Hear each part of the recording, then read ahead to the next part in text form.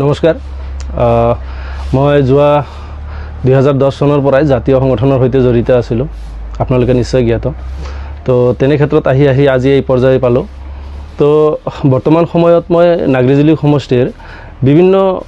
বুদ্ধিজীৱী student retired teacher গাঁওবুঢ়া সাধাৰণ জনতা তেনে ধৰণৰ মানুহৰ লগত মই ইতিমধ্যে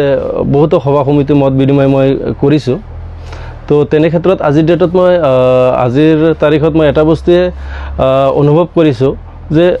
বৰ্তমান সময়ত যিটো দ্ৰুত গতিত আমাৰ অসমৰ উন্নয়ন হৈ আছে তেনে ক্ষেত্ৰত চাবলৈ গ'লে নাগৰিজুলি সমষ্টিটো বহুত পিছ পৰি আছে মই নাগৰিজুলি সমষ্টিটো একেবাৰে উন্নয়ন হোৱা নাই বুলি ক'ব বিচৰা নাই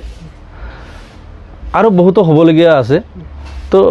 সেইবিলাক আজিৰ ডেটত হোৱা নাই তো মই ভাবোঁ যেতিয়া মই বুদ্ধিজীৱী মহলৰ লগত মত বিনিময় কৰোঁ তেতিয়া মই কিছু কথা জানিবলৈ পাওঁ যেনেকৈ মই ইতিমধ্যে কেইজনমান ষ্টুডেণ্টক লগ পাইছিলোঁ মত বিনিময় কৰি থকা সময়ত তো তেখেতসকলে মোক ডিগ্ৰী কলেজৰ বিষয়খিনি অৱগত কৰিলে হয় তেতিয়া মই চালোঁ নিশ্চয় আজিৰ ডেটত নাগৰিজুলি সমষ্টিত ডিগ্ৰী কলেজ অত্যন্ত প্ৰয়োজন আৰু নাগৰিজুলি সমষ্টিত আৰু কিছু সংখ্যক মানুহৰ লগত মই মত বিনিময় কৰি পাওঁ যে SBI state bank of India Nagrijuli সমষ্টিত নাই সেইটোও গুৰুত্ব দিব লাগে সেইটো বিষয়টোও গুৰুত্ব দিবলগীয়া আছে আৰু আপোনাৰ এগ্ৰিকালচাৰ সাইডটো চাব যিসকল কৃষক আছে তেওঁলোকে উপযুক্ত সুবিধা বৰ্তমান সময়ত পোৱা নাই তো মই ভাবোঁ এগ্ৰিকালচাৰ সাইডটো এগ্ৰিকালচাৰ ৰিচাৰ্চ চেণ্টাৰ হোক বা এগ্ৰিকালচাৰ সাইডেদি মানে কৃষকসকলক আমি কি ধৰণে মানে সুবিধা দিব পাৰি সেই বিষয়বস্তু বিস্তৰ ওপৰত আমি গুৰুত্ব দিবলগীয়া আছে আৰু আপুনি স্পেচিয়েলি আৰু এটা বস্তু চাব বৰ্তমান সময়ত হাতী মানুহৰ সংঘাতটো বহুতেই ভয়ংকৰ পৰিস্থিতিত আছে বৰ্তমান আপুনি ৰাতি হ'লে আজি BTIDত শান্তিৰ পৰিৱেশ আহিছে এশবাৰ কিন্তু আপুনি যদি অকলশৰীয়াকৈ ৰাতি খোজকাঢ়ি যাব লাগে বাটেৰে এই হাতী মানুহৰ বিষয়খিনি মানে মনত আহি থাকে তো তেনে ক্ষেত্ৰত মই ভাবোঁ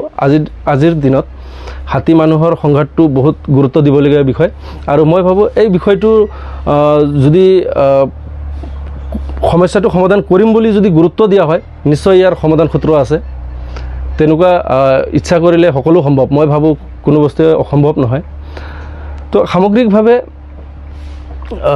স্পৰ্টছৰ ক্ষেত্ৰতো বহুত কৰিবলগীয়া আছে আমাৰ কাউলি অঞ্চলত এখন ষ্টেডিয়ামৰ দৰকাৰ আছে বৃহত্তৰ কাউলি অঞ্চলত এখন ষ্টেডিয়াম নাই যিসকল ছাত্ৰ ছাত্ৰীয়ে আজি স্পৰ্টছৰ লগত জড়িত বহুত ভাল ল'ৰা আছে য'ত আজি আপুনি আৰ্মিত বা CRPFত তেনে ধৰণৰ জব কৰিবৰ কাৰণে বহুত ধৰণৰ ল'ৰা ওলাই আহিছে যিসকলে উপযুক্ত ট্ৰেইনিঙৰ ব্যৱস্থা পোৱা নাই মই ভাবোঁ আজি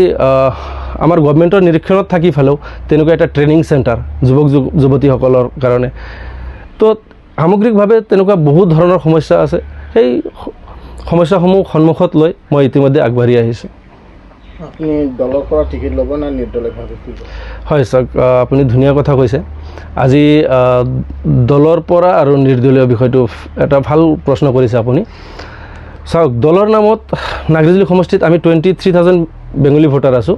তিনিটা ভাগত বিভক্ত হৈ আছোঁ তো মই ভাবোঁ আমি যেতিয়া একত্ৰিতভাৱে যদি আগবাঢ়ি আহোঁ তেতিয়া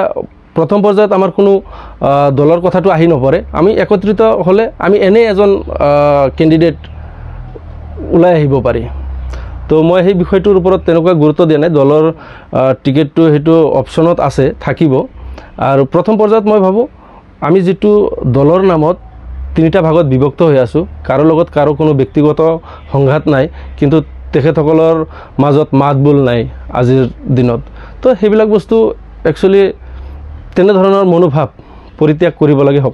সকলোৱে আমি মিলি ঐক্যবদ্ধভাৱে আগবাঢ়ি আহিলে নিশ্চয় আমি নাগৰিজুলি সমষ্টিৰ পৰা ৰাইজৰ সেৱা কৰাৰ কাৰণে সুবিধা পাম আপুনি নিৰ্দলীয়ভাৱে হ'লেও খেলিব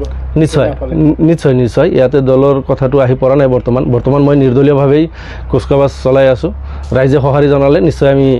ৰাইজৰ সুবিধা কৰাৰ কাৰণে সুযোগ পাম ধন্যবাদ জিকি যায় যদি সমষ্টিৰ কাৰণে কাম কৰাটো আপোনাৰ নিশ্চয় নিশ্চয় ৰাইজে যদি মোক তেখেতসকলৰ সেৱা কৰাৰ কাৰণে সুবিধা দিয়ে নিশ্চয় মই আছোঁ থাকিম